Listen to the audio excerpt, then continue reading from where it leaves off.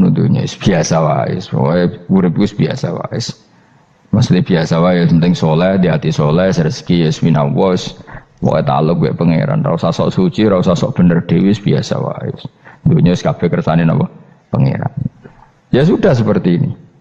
Yang soleh kayak Salabah malah akhirnya su'ul khotimah. Padahal dulu disebut hamamatul masjid, tukang itikaf. Gak tahu mulai ke masjid, tapi akhirnya su'ul khotimah. Wahsi sing mata ini kekasih Nabi, rupanya mata ini Hamzah ditakdir husnul khotimah. Makanya dungo ya muqallibal qulub tsabbit qalbi ala dini. Kita tidak pernah tahu. Nah kenapa kalau saya ngaji PD, mereka aku muji pangeran, saya tidak pernah mikir awakku, tak penting awakku, penting muji pangeran. Ngaji itu artinya kan muji pangeran, muji ilmune pangeran, ya sudah selesai. Itu anak gue dungo itu mikir awakmu dewe. Mulane dungo mbek ngaji ku derajate dhuwur ngaji, mergo ngaji muji pangeran, nak dungo mikir awake dewe. Makanya masyhur itu ada dua kelompok di masjid, yang satu diskusi halal haram, yang satu berdoa. Nah, terus Nabi keluar dari rumah berdiri, sempat ragu, saya kemana? Terus akhirnya Nabi ngendikan mereka itu berdoa kalau Allah mengabulkan ya disembadani. Tapi mereka belajar halal haram. Itu perintahnya Allah, saya sebagai Nabi. Terus akhirnya Nabi gabung kelompok yang belajar halal haram. Karena belajar halal haram artinya ingin menghidupkan hukumnya Allah Ta'ala. Tapi nak wong donga kepingine iku kabul kajate. Intine mikir awake dhewe. Makanya saya termasuk ulama yang jarang berdoa. Tapi ya berdoa tapi kadang-kadang. Nah kowe kan gak kontribusi ning agama rapati ya ndonga. Oh dasar murahan. Ya tapi piye mulang ya ora payu. Jadi kadang-kadang kula dibantah. Lah jenengan mulangi payu Gus. Lah kula ora payu, ndonga-ndonga ngono. Ya tapi aku ngerti pangeran ra bakal nyembadani barno ra Gus. Pangeran ya paling sedikit sithik ngono cukup. Kalau termasuk orang yang nggak setuju ya kalau orang sholawatan terus berlebihan tapi khidmah ini Nabi kurang. Maksudnya gini loh, sholawatan berlebihan ya. Redaksi sholawat tentang Nabi itu kecil. Bukan sholawat jumlahnya enggak. Redaksi tentang Nabi itu kecil. Sementara tentang keinginannya itu saya tidak suka. Saya suka sholawatan itu ya yang nyifati Nabi banyak. Kemudian keinginannya kecil. Itu bagus. Kayak Ihya itu, kayak Ihya Abdul Hasan Asadili itu. Kalau dongo itu jaluke mau swidik paling baris paling terakhir. Misalnya gini, nahmaduka ya man huwa waladi la ilaha illa anta arrahmanur rahim, itu langsung in sampai nyifati Allah itu 99. Buar ngono nganti berkuras-kuras. Lagi terakhir mau jaluk dongo sithik. Nah kowe kan enggak muni muji Allah mau basa-basi tok. Alhamdulillahirabbil alamin wassalatu wassalamu ala Muhammadin. Mau nggo syarat tok. Baru ke Allahumma inna nas'aluka nganti telung lari. Telung halaman. Tapi pas muji pangeran, alhamdulillahirabbil alamin wassalatu wassalamu ala Muhammadin. Bariku terus dongo njaluk mapan, tolak buala. Yo opo wae. Mana jare pangeran, muji kekasihku suwidik dongane kecangkeman. Lah saya tuh gak suka jenis itu. Harusnya sholawatnya itu yang panjang. Maksudnya nyifati Nabi yang panjang. Baru mintanya sedikit. Itu bagus sih. Duwe akhlak. Makanya saya diantara sholawat yang senang itu sholawatnya Habib Ali Al-Habsyi yang arang Simtudur. Kalau beliau baca sholawat itu sholatan yattasilu biha ruhul musolli alaihi bi fayam basitu fi qalbi sirru nuri ta'alluqi bi wa hubbi wa yuktabu biha bi inayatillahi ta'ala fi hisbi. Jadi dia baca sholawat itu, ya Allah berikan sholawat kepada kekasihmu Muhammad. Dengan sholawat ini rohnya saya, musolli itu rohnya saya yang membaca sholawat, bisa sambung dengan rohnya Rasulullah. Dan setelah sambung saya terhitung sebagai orang yang mencintai Rasulullah. Dan saya berharap dari cinta itu saya tertulis sebagai umatnya. Nah aku kan enggak mau sholawat itu mau, saya termasuk orang yang enggak saya loh ya. Tapi ya tetap baik dibanding nganggo primbon ya satu sholawatan ya. Tapi boleh punya etika lah dengan Rasulullah itu. Kalau dongo nyifati Nabi yang banyak, ya baru keinginan. Kan banyak itu sholawat yang seperti yang saya misalnya di kitabnya Sayyid Muhammad ada Allahumma sholli ala sayyidina Muhammad nuri kalam alladzi. Wah nyifati Nabi itu sampai panjang lebar baru menceritakan hajatnya. Kalau kamu kan enggak nyifati Nabi basa-basi, mau sidik kan. Malah kadang orang sholli ala Muhammad. Kok ala Muhammad muni Sayyidina aja disoal. Masalah terus bariku dongane apa? Panjang. Saya termasuk yang enggak setuju karena itu menurut saya kurang etika. Makanya Rasulullah itu kalau berdoa kalau sudah nyifati Allah coba tak beri satu contoh saja doanya Nabi. Alhamdulillah hamdan yuwafi ni'amahu wa yukafi'u mazidah ya rabbana lakal hamdu kama yanbaghi li jalali wajhika 'azimi sultanik la nuhsi sana'an 'alaika anta kama asnaita 'ala nafsik. Itu sudah berapa itu nyifatina? Itu belum doanya tuh. Nah kamu kan enggak Allahumma alhamdulillahirabbil alamin Allahumma ya Allah di hajati wis gremeng titik seramu tuh kan jeneng gak bakat wali. Nah cara kula iku sisen ngono. Kula wis sering ngamini dongane wong ngono tapi ning atiku amin maksudnya amin barno mawon Gusti. Dadi aku amin tapi amin kuwi barno mawon Gusti. Wong ora jelas ngono betul. Jadi aku muni amin tapi amin barno maksudnya ya Allah barno amin maksudnya. Jadi karena tadi setahu saya doanya para nabi, para wali itu memang seperti itu. Ya coba itulah doa tadi aja yang saya sebut itu berapa kalimatnya? Apa? Alhamdulillah hamdan yuwafi ni'amahu wa yukafi'u mazidah ya rabbana lakal hamdu kama yanbaghi li jalali wajhika 'azimi sultanik la nuhsi sana'an 'alaika anta kama asnaita 'ala. Enggak terhitung pujian saya kepada engkau sebanyak engkau memuji pada diri engkau sendiri. Allahumma inni a'udzu biridhoka min sakhatika fi mu'afatika min uqubatika wa bika minkal. Allahumma sholli bi haqqi jabarutika wa bi khawsika. Kan panjang sekali doanya wali-wali itu, tapi semuanya mensifati Allah. Bahkan banyak yang kemudian lupa enggak doa. Coba haji, doa haji itu coba. Labbaik Allahumma labbaik la syarika lak innal hamda wa ni'mata laka wal mulka la syarika lak wa ni'mat. Itu kan labbaik saya siap melaksanakan perintahmu ya Allah sa'dik. Engkau yang punya pujian, engkau la syarika lak lakal. Itu malah enggak ada, jarang malah ada doanya. Itu kalimatnya talbiyah semua. Allahumma antal azil akram itu sudah seperti itu. Karena tadi al mu'min yashghaluhu sana 'ala Allah min ayyakuna li nafsihi dzakiran. Mukmin sejati adalah sibuk memuja Allah sampai lupa jatah dirinya sendiri. Nah, kowe kan gak mujine Allah basa-basi, dongane tenanan. Itu jadi makhluk aneh, itu jadi hubungan mbek pangeran itu wong aneh. Ya tapi jen ra bakat wali, semono iku dadine semono iku. Ya tok ngono kok mari wali kakean malah gak elit. Jadi tapi saya mohon itu di sholawat itu usahakan jumlah paling enggak jumlah sholawatnya banyak, doanya sedikit. Paling enggak misalnya kamu tidak punya kalimat yang apa baik ya mau sholawat ping 100 itu gak ada salah biar guling-gilingan apa kita menyebut kekasihnya Allah lebih banyak ketimbang kita menyebut hajat kita sendiri ya gitulah. Paling enggak punya etika seperti itu ya. Kalau kamu enggak punya sigot-sigot sing keren, bacalah sholawat berapa 100 terus cerita awam Gusti utang kula kathah. Mungkin ra jawab wis roh.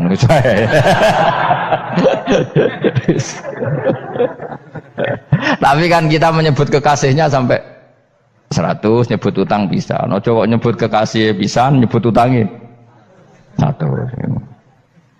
Berarti yang sampeyan ditakoki pangeran, kowe nyebut kekasih wong pira pisan, nyebut utang 100 dasar rayu utang ngono-ngono. Ya ada, saya termasuk orang yang nggak setuju tadi. Jadi kalau redaksi sholawat cari yang mujinya Nabi lebih lebih banyak, karena itu nanti lebih diridhoi Allah Taala.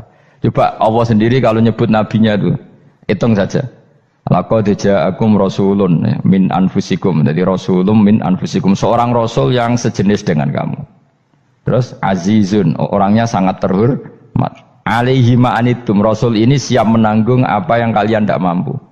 Kowe ra bakal mlebu swarga baru kaya syafaate Nabi akhirnya mlebu swarga. Kowe ra kelar korban, Nabi tahu mengorbankan kita semua.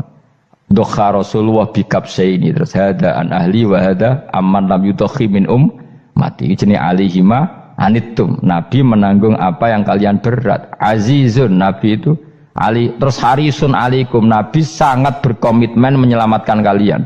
Haris itu keinginan yang berlebihan, itu jenenge apa? Haris, kiai kuno namanya ini ngungseng, keinginan yang over.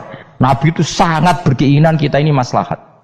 Terus bil mukminina raufur, Allah yang super saja kalau nyebut nabinya nyifati sebanyak itu.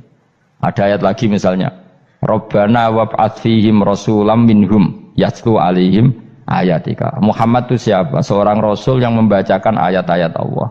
Wa yu'allimuhum, seorang rasul yang mengajari mereka alkitab wal hikmah. Wa yuzakkihim, seorang rasul yang membersihkan akhlak-akhlak kita. Jadi artinya Allah punya tradisi kalau nyifati rasul itu banyak. Juga nyifati orang-orang sekeliling rasul. Makanya menurut saya madhab Syiah itu enggak pas. Karena Allah kalau nyifati Rasulullah itu jika nyifati orang-orang di sekeliling Rasulullah, dan itu dengan pujian, yaitu Muhammadur Rasulullah walladzina ma'ahu asyidda walal kufar ruhama'u bainahum tarahum ruk'an sujada yabtaguna fadlan minallahi warid wa nasimahum fi wujuhim min atharis sujud. Itu kan panjang sekali, dan orang-orang sekeliling Muhammad adalah begini. Kayak apa Allah muji para ashabu Rasulillah? Masa kita ikut kelompok yang menghina ashabnya apa? Rasulillah. Makanya kita tetap madzhab ahli sunnah apa? Wal jamaah, yaitu mencintai semua sahabat. Karena Allah saja yang Tuhan mensifatinya dengan sehormat itu. Mensifati apa? Ashabu Rasulillah. Disifati orang-orang yang saling kasih sayang sama orang mukmin. Tarahum ruk'an, sujud dan komitmen hidupnya untuk rukuk dan sujud. Simahum fi wujuhim min asari sujud. Sudah asari sujud tidak usah diterjemah, nanti sensitif. Cuma setahu saya asar sujud itu nanti setelah di akhirat orang sering sujud itu jabahnya itu ada nurnya.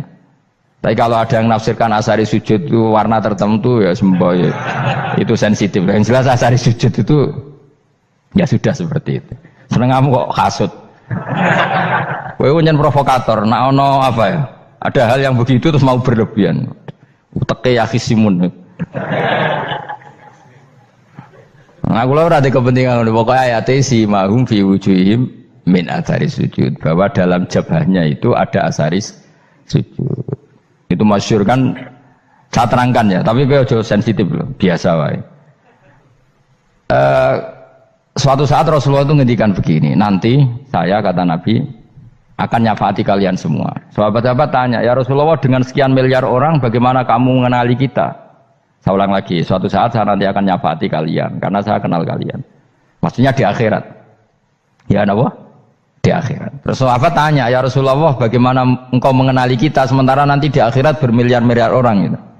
Terus Nabi ngendikan gini, jika kamu punya unta dengan tanda tertentu, saya ulang lagi, jika kamu punya unta punya tanda tertentu, dalam jidatnya ada begini, dalam tangannya ada gini, dalam kakinya ada gini, maka apa kamu bisa membedakan untamu dengan unta orang lain? Ya bisa ya Rasulullah, karena unta kita khas. Misalnya kaki depannya ada putihnya, kaki belakangnya ada putihnya, dalam baduknya ada putihnya. Terus kata Nabi, inna ummati yud'auna yaumal qiyamati hurran muhajjalin min asaril wudu. Nanti umatku nanti wajahnya juga bersinar, tangan kakinya juga bersinar.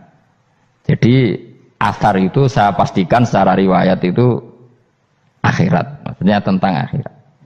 Tapi bahwa yang di dunia ada yang memulai asar itu nggih monggo mawon.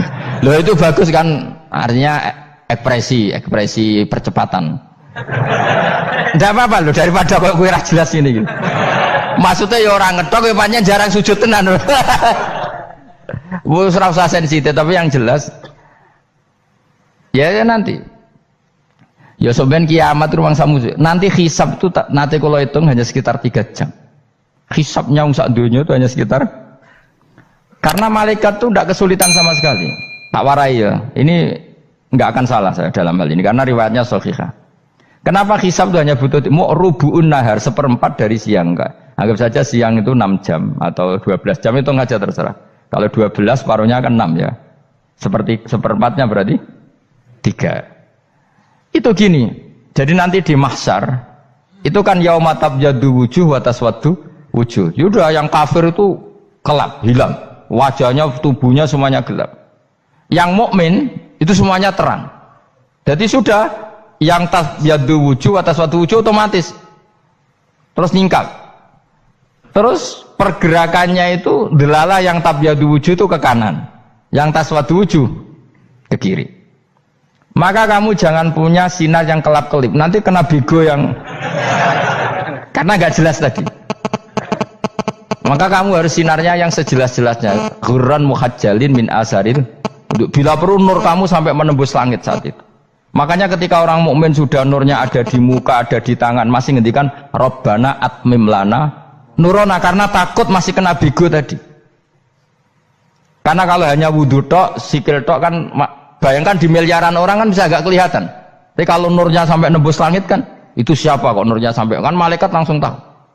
Lani apal Quran, alim kan insya Allah nurnya itu.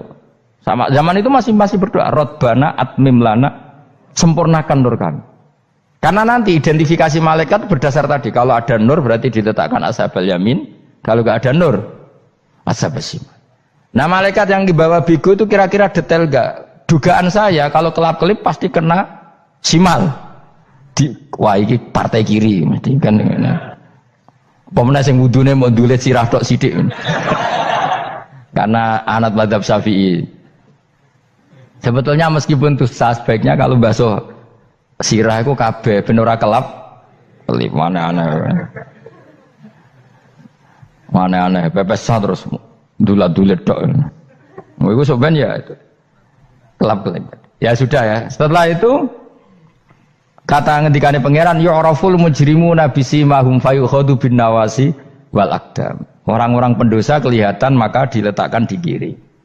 Nah sama yang orang-orang baik simahum fi wujuhim min asari sujud. Jadi ayat itu jelas tentang akhirat. Tapi kira usah terus provokasi. Seneng kamu kok ya khisimun. Maksudnya provokator gitu. Jadi nanti yang mukmin jelas nurnya. Lah nur ini nanti dengan kadar iman kamu, perilaku kamu. Ada yang kelap-kelip, ada yang. Nah yang kelap-kelip ini orang kena bigo itu tadi. Nanti setelah kena bigo ikut ashabis simal, yang kelap-kelip disortir lagi malaikat yang bagian detail kan ada nanti. Nah ini terus ditubir neraka. Yang kafir benar-benar neraka, yang ini ditubir neraka. Nah itu nanti ini yang ngel-ngelo Kanjeng Nabi digoleki ya ini itu. Mana sakit Kanjeng Nabi, mana ono kiai soleh darani, nek iso soleh dhewe sakit Nabi mergo terus goleki endi umatku sing kelap-kelip terus dicari disafaati. Ya imma langsung dituruti Allah wa imma diumbasik ning neraka. Ya terserah rencanamu piye kon aku. Tapi yang jelas apa? Kiamat itu cepat sekali karena tadi ada identifikasi tadi. Makanya hanya cukup 3 jam karena tadi yang jelek kelihatan jelek, yang baik kelihatan baik. Makanya cepat. Ya araful mujrimuna bisimahum, orang pendosa dikenali lewat alamatnya yaitu taswaddu apa? Wujuh. Kalau orang baik dikenali lewat tabyadu wujuh. Nah terus setelah nyingkir, ini ngono tak warai kiamat. Setelah nyingkir itu faduri babenahum bisuril lahu bab. Setelah tersingkir tadi terus lalu ada pintu penghalang, pintu pemisah. Nah pintu pemisah tadi yang sisi kanan langsung jadi surga, yang sisi kiri jadi neraka. Itu disebut faduri babenahum bisuril lahu bab batinu fi rahmatu wa dhahiruhu min qibalihil adzab. Yang pintu arah kanan otomatis wilayah surga, yang pintu kiri otomatis wilayah neraka. Nah problemnya ketika penutupan pintu itu dah yang kelap-kelip itu katut kemana ini yang makanya kamu jangan malak partai yang apa kelap-kelip yang nggak jelas itu koalisi kemana ini. Kalau partai besar kan iso nyalon presiden, partai kecil ini kan ikut mana ini kan sing sak ngisore 1%, 2% ini kan repot. Loh coba misalnya nur kamu 2%. Berarti gelap kamu kan 98%. Kira-kira malaikat mengkategorikan kemana coba? Ayo jawab. Gelap. Loh kode semangat Pak. Padahal itu bagian dari kamu. Kalau satu tubuh itu sinarnya hanya 2%. Kira-kira kategorinya itu partai gelap, partai terang. Kode semangat kok ini. Berarti kegaruk kemana? Kiri. Tapi bisa saja malaikat cara berpikir gini. Tapi kok ada cahayanya ya? Padahal kata Allah, yang bercahaya ashabul yamin. Kan nggak ada bilang cahaya terang. Bisa saja malaikat, alhamdulillah berpikir begitu. Ya nanti kita rayu saja supaya berpikir ini kan. Yang penting ada cahaya. Kan Allah tidak bilang terang apa kelap-kelip. Ya mungkin saja asal ada cahaya. Dikategorikan lahu nur, punya apa? Nur. Tapi yang jelas saat itu pun yang sudah punya cahaya masih berdoa Rabbana atsmim lana nurona. Ya Allah saya mohon sekali nur-nur kami sempurnakan. Jadi ini saya bantu teman-teman yang hafid-hafid supaya tahu maknanya ya. Dan yang nggak hafid ya dengar ya. Kalau nur itu penting. Makanya Nabi itu kayak apa? Nabi itu orang super. Itu kalau ngendikan wa maj'al min fawqi nuran wa min tahti nuran wa an yamini nuran wa an simali nuran, sampai terakhir Nabi masih mendoa untuk dirinya waj'al li nuran, dan semua tubuh saya jadi nur. Jadi Nabi sudah gitu kan. Ya Allah, jadikan sisi depanku nur, belakang kami nur, kanan nur, kiri nur. Terakhir itu apa? Waj'alni nuran, dan doa semoga semua tubuh saya jadi nur. Itu termasuk doa yang sering saya baca. Karena saya takut kelap-kelip tadi, ini bahaya ini kalau malaikat. Saya tidak tahu cara berpikir malaikat tadi. Apa ngitung 98% maka dikategorikan apa? Gelap. Apa dihitung nurnya saja? Wong instruksinya Allah kan yang ada nur ashabul yamin. Meskipun kelap-kelip kan punya nur. Saya tidak tahu nanti ikut 2% ikut mana kalau di partai koalisi itu. Ya, ikut yang menang biasanya, ikut yang apa? Ya paham ya, makanya saya mohon kalau wudhu itu usahakan sempurna, terutama wudhu sholat. Kalau nggak wudhu sholat itu sebaiknya nggak sempurna, supaya ada bedanya wudhu sholat sama wudhu tidak sholat. Rasulullah itu masyhur gitu ya. Rasulullah itu kadang tawaddu'a wudhu'an khafifan, wudhu yang sederhana, yaitu hanya sekali-sekali dan tidak sempurna. Ketika ditanya as-sholat ya Rasulullah, tidak. Misalnya saya habis makan, mau tidur, biasanya ya wudhu, tapi tentu tidak perlu sesempurna kayak wudhu sholat, biar ada bedanya. Rasulullah juga gitu, beberapa kali beliau wudhu tapi tidak sesempurna wudhunya untuk sholat. Masyhur itu di riwayat tawaddu'a wudhu'an khafifan duna wudhu'ihi lis sholat. Tapi kalau wudhu untuk sholat asbaghal wudhu, menyempurnakan wudhu. Jadi supaya ada bedanya wudhu sholat dan wudhu tidak sholat. Saya gak wong sore iso ngaji podo kabeh. Abu Bakar ya gitu. Ana wong poso sunat kok nyediakno buka dimarahin. Istrinya pernah nyediakan buka beliau untuk puasa sunat. Itu embernya dipecahi Abu Bakar. Ditanya, kenapa gitu? Apakah kamu akan menyaingi Ramadan? Jadi gak boleh memperlakukan puasa sunat kayak Ramadan. Dia biasa saja kalau puasa sunat wah buka kolak apa. Ramadannya ya iri tuh, ini gimana kok saya disaingi ini. Jadi kabeh itu ada proporsinya, ada apa? Makanya megang Quran ya wudu, megang wudu. Nah kabeh gitaran terus wudu, pengiran tersinggung. Piye kok menjegal gitar wudu? Jadi gak boleh kebaikan disaingi, itu juga gak boleh. Bapak gue sergap wudu sampai nyekel gitar. Yo Quran tersinggung, wah semen ibu gak sembunyi kan. Malaikat panitia kan ya tersinggung. Kabeh itu kan ada proporsinya apa? Ada proporsinya.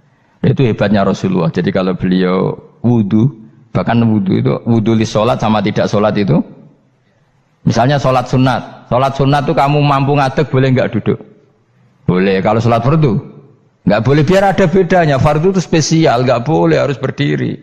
Kalau sunat pun harus berdiri. Fardu tersinggung, iya sunat kok nyaingi aku kan gitu kayak. Ya makanya sholat fardu wajib berdiri ya. Sholat sunat boleh duduk meskipun mampu loh ya. Nggak boleh sama. Sholat sunat pun harus berdiri. Berarti ada sunat menyaingi fardu. Ya jelas ya, jadi aturan main itu harus jelas, nggak boleh. Makanya Abu Bakar itu nggak mau kalau ada orang puasa sunat kemudian apa? Abdullah bin Mas'ud lebih parah, dia itu tukang nyuepeng orang yang selalu sholat duha. Makanya saya itu duha itu jarang, karena takut kena sweepingnya siapa? Abdullah bin Mas'ud. Itu ada orang khusyuk tiap hari duha, disweeping sama dia. Apakah kamu menjadikan sholat ini jadi fardu? Kok mbok lakoni bedino? Awas nampak lakoni bedino. Daerah akhir duha dilakoni bedino. Perkara ini butuh duit. Itu kalau zaman Abdul Mahmud kena sweeping apa? Karena berarti menandingi fardu. Jadi biar usah anut ilmu ku bahaya itu di sensitif. Cuma ini kan ilmu tetap tak utarakan. Biar kamu tahu, nggak boleh fardu disaingi itu nggak. Coba kan banyak ketentuannya tadi. Contoh paling gampang itu apa? Kalau sholat fardu boleh, nggak boleh apa? Duduk. Sholat sunat boleh duduk. Sholat sunat boleh di kendaraan sesuai jalannya kendaraan. Aynama tawajjahat bi rohilatu. Kalau sholat fardu, kalau kamu naik unta harus turun untuk memastikan di kiblat. Jadi banyak sholat sunat kamu dalam keadaan najis sudah tidak boleh dilakukan. Kalau sholat fardu, karena saking pentingnya fardu, meskipun dalam keadaan najis ya menemukan alat sesuci harus tetap sholat. Jenenge sholat dihormatil waktu, karena nggak boleh fardu ditinggalkan. Meskipun nanti harus iadah, Karena nggak boleh mengalahkan fardu meskipun itu oleh najis. Jadi misalnya kamu pergi hanya bawa satu celana, kemudian di terminal atau apa kena najis, kena uyah sampean misalnya, kamu harus tetap wudu dan sholat. Karena nggak boleh fardu ditinggalkan. Meskipun nanti harus dah, karena sholat kamu tidak sempurna. Dalam keadaan celana kamu najis, boleh nggak sholat sunat? Oh nggak boleh. Karena kalau fardu itu darurat memang suatu yang harus maka dilakukan. Tapi kalau kamu dalam keadaan nggak suci, nggak boleh melakukan sholat apa? Sunat. Karena fardu itu spesial apa? Spesial. Bun kalau terus nol. Wamtazul yauma ayyuhal mujrimun. Ya, jadi orang mujrimun harus terpisah dari orang apa? Mukmin. Dan yang keharusan itu ketika di surga. Tapi kalau di dunia ya boleh muamalah boleh. Ya muamalah yang halal maksudnya. Infaridu tegese misau sira kabeh ana mukminin sing pira-pira mukmin intakhtilatihim. Nalikane campure kufar utawa al mujrimin bi iklan al mukminin. Utawa rujuke balik boten napa. Maksudnya rujuke diwalik ge sami intakhtilatihim mukminin bi iklan kufar utawa kufar ning mukminin. Alam ahad ilaikum ya bani Adam. Alam ahad ana ta ora merentano ingsun ilaikum maring sira kabeh. Amurkum tegese ana ta ora merentano ingsun kum ing sira kabeh ya bani Adam ya bani Adam. Ala lisani rusuli ing atase lisane para utusan-utusan ingsun. Bukankah saya telah merintahkan kamu wahai Bani Adam Allah ta'budu setan. Yen ora menghamba sira kabeh asetan ing setan.